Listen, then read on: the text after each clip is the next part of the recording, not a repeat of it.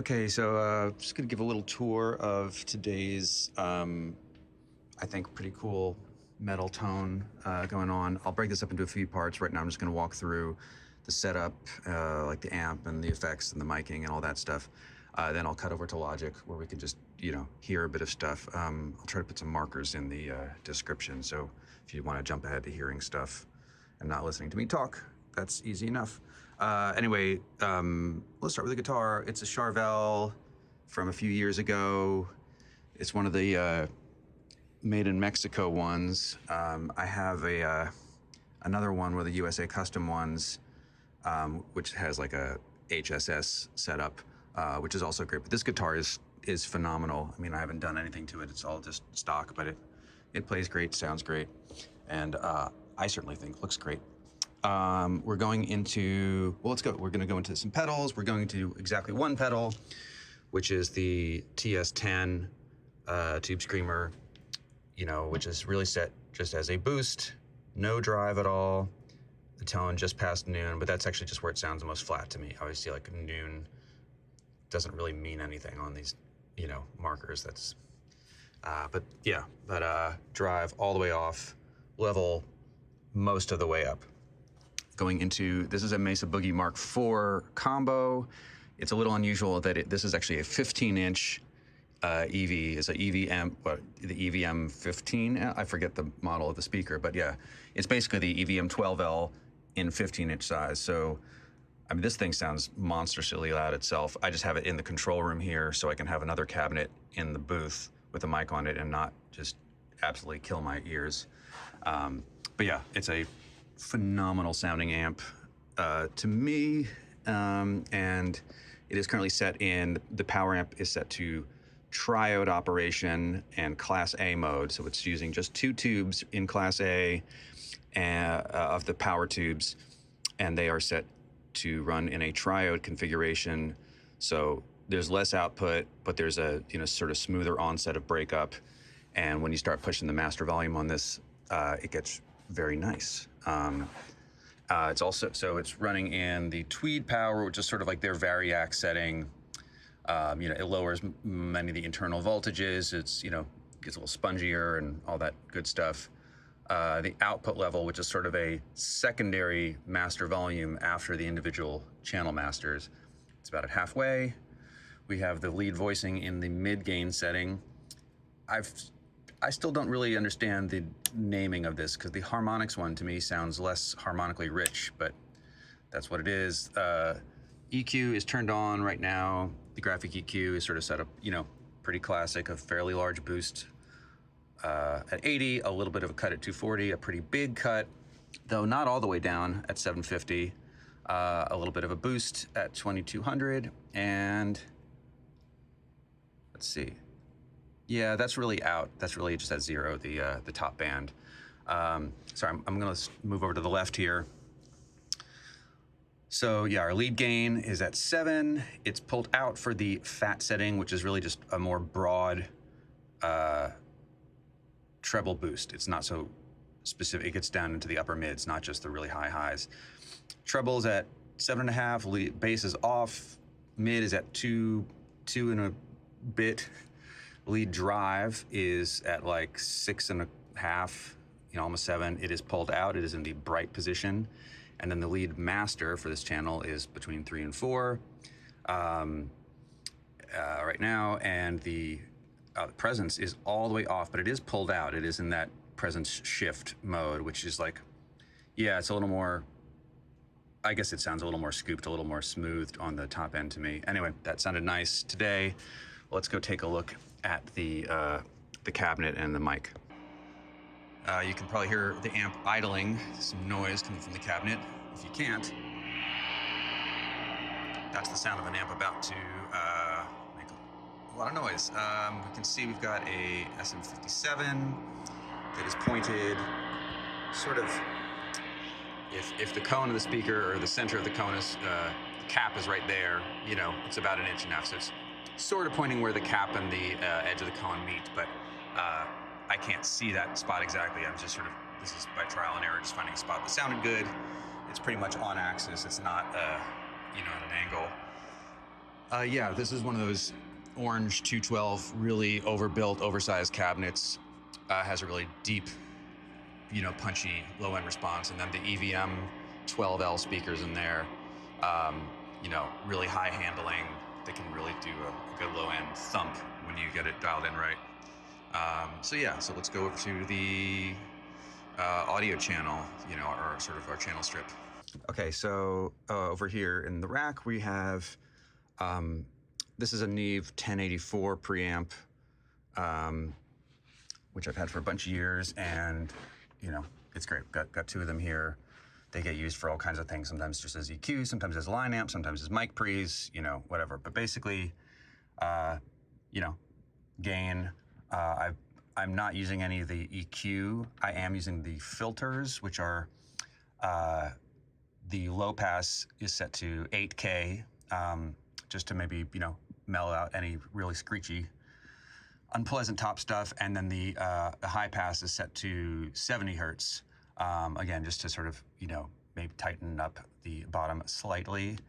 And then the output of this is really hot with that, with the amp cranked like that. And anyway, that's going into UAD Apollo.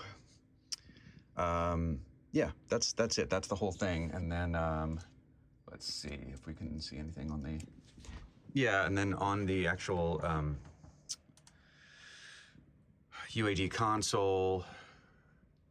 Oh yeah, I have a gate on here. I'm using this Dynamite gate to just so I don't have to listen to the noise. I don't have my I have a decimator pedal on my pedal board, but we're not using that today. So yeah, the Dynamite is just set to a really hard gating, maximum gate range of 60 dB.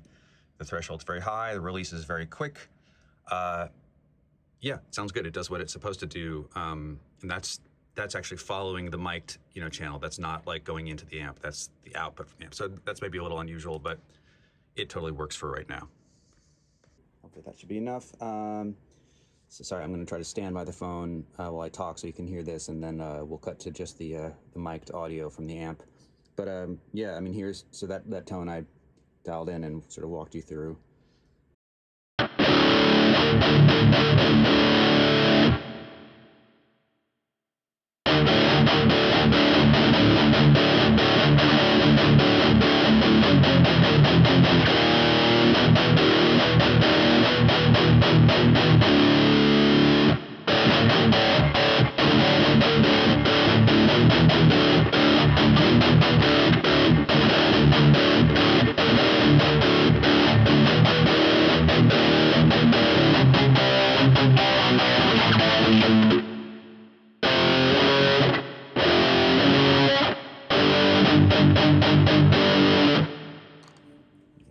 Lousy my chops are, but hopefully you're getting a sense of the sort of the low end punch on those mutes.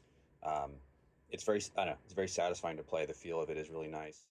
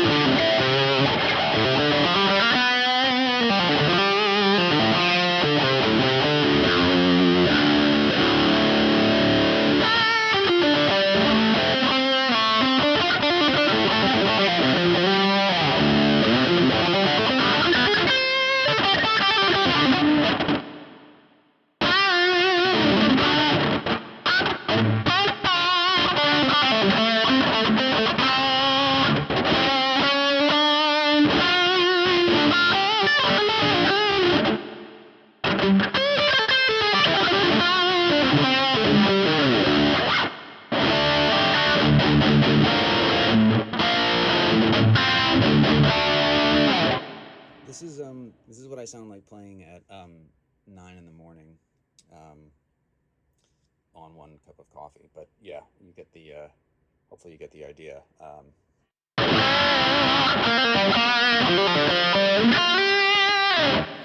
I mostly like that it just doesn't have a weird mid-range honk to it. That still you can get, you hear those upper kind of slightly more.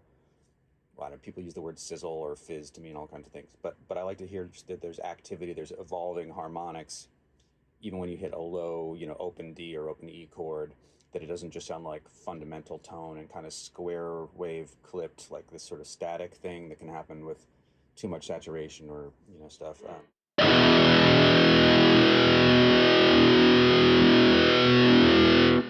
I just like that as it sustains, you hear kind of just so evolving upper harmonics, and it keeps it interesting.